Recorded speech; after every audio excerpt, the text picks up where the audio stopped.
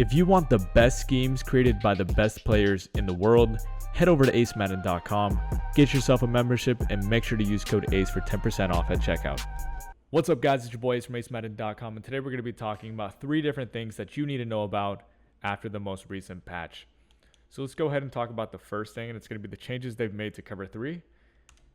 We are in the Seattle Seahawks offensive playbook. We're going to be talking about clear out SE out, which was one of the most popular cover 3 bombs previous to the patch.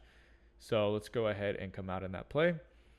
People would run this play on the short side, and all they would do is put their slot receiver on a corner route.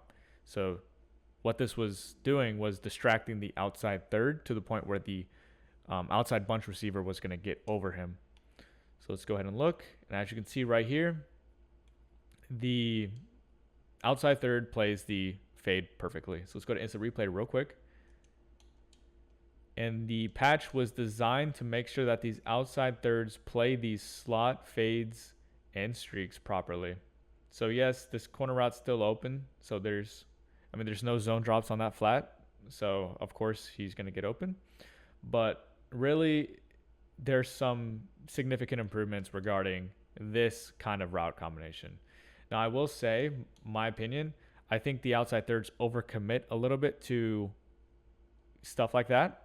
So that's what we're going to be talking about, how we can basically take advantage of the new cover 3 logic. So let's go ahead and go to a different play. And I want to show you how I personally like to attack cover 3 now. While it's not a one play touchdown, it's still a huge gain. So it's the next best thing. So we'll go ahead and talk about verticals. And I'll show you, I like to run verticals on the short side, especially when you know it's cover 3. And you can do a couple different things here. So you can streak B, and then you can leave your running back on his option, or you can put him on a out route or an in route. Either one. It's up to you. I'll go ahead and put him on an out route. So what this play is going to do is no zone drop is going to be able to cover RB. He's going to get over every single zone drop, so that has to be usered. And then if they user that, we also have Gronkowski on his wheels. So let's go ahead and look at cover 3 now. And what you're going to see is Gronk is still going to be wide open. So let's go ahead and instant replay. You're going to see that something is going to be open. You have your running back in the flats if you just want to check it down. That crosser, he got matched, but he's still going to beat the match. I'll show you that in a second. And then Gronkowski is just wide open. So you kind of make them pick and choose between the wheel and the crosser, and it's really hard to guard both. In fact, you can't use them both. They're on completely opposite sides of the field. So let's go ahead and look at it again. You're going to see, even though he's matched, that's going to be wide open. A 30-yard zone drop is not going to defend that route. The other combination is going to be just streak RB, then in route your running back. And then what this is going to do is you now have a different kind of combination where you could throw it to the wheel along the sideline. You also have the tight end on his wheel. Then you have your running back to check it down. So that's just a different way to attack the cover 3 now. And really what you're looking for, so when you create your own route combinations, is you want a kind of like a slot streak that's going to really pull that outside third in. And then as you can see, there's a lot of room along the seams, as well as, the seams behind your seam streak, as well as the sidelines. There's always going to be a big vacuum there. So the flat did match to the wheel, but it didn't matter at that point. As you can see, wide open. So you can still get huge gains against cover 3. It's just different zone logic. It's going to be really hard to do like the traditional bombs where you get, the one play touchdowns, unless it's one of those long developing post routes. You can still force an outside third to stay down, and then you have a post coming across from the other side of the field, and that can still get open, but it takes a long time. So the quick cover 3 bombs, there's not, a huge amount of those right now. And then what I want to talk about is delay fades now. That's going to be part 2 to this video. PA boot over.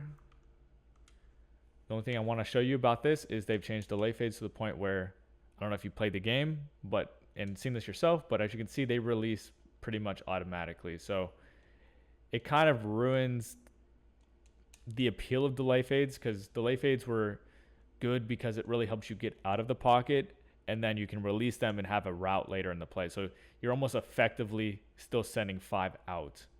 Or, I mean, unless you didn't send your running back out. But besides the point, you're getting an extra protection as well as an extra route later in the play. So they've kind of removed that. I'll show you, like, it's really bad versus blitzes. So let's go to, like, I'll go ahead and just send a blitz here. So let's go ahead and just, like, blitz this guy and blitz this guy. And then do it like this. As you can see, he does not block the outside blitz. He just immediately releases up. And it doesn't really do us any good. And the running back didn't do anything either. So that's basically tip number 2. Don't be using delay fades anymore. They're pretty terrible. And then the last thing I wanted to show you, I actually didn't need to call a timeout, is I don't know how many of you guys knew about this. Some people in the comment section said it was super common and like they knew about it since the beginning of the game. I'm calling bullshit on that because nobody was using it except for our crew. But the difference was people were doing a speed boost at the start of every single play. So basically, let's go ahead and snap the ball. If you type A or X now, your player will kind of lock up. You see how your guy's stutter stepping if you hit A or X? At the very beginning of the play, people were spamming, well, I wouldn't say spamming, but they were tapping A or X to get a speed boost at the beginning of the play. So the speed boost glitch is now patched. And I'm sure many of you guys who actually knew about the glitch were using it and saw that it wasn't a thing anymore after the patch. But this is just for people who maybe didn't know about it and haven't seen it yet. Okay, so those are going to be the 3 things that you need to know about after the patch. If you guys have any requests regarding, how to beat cover 3 or really anything, let me know in the comment section. I'll do my best to make a video about it. But that's going to be it for the video. Please drop a like, subscribe for more Madden 22 content. I'll see you guys later.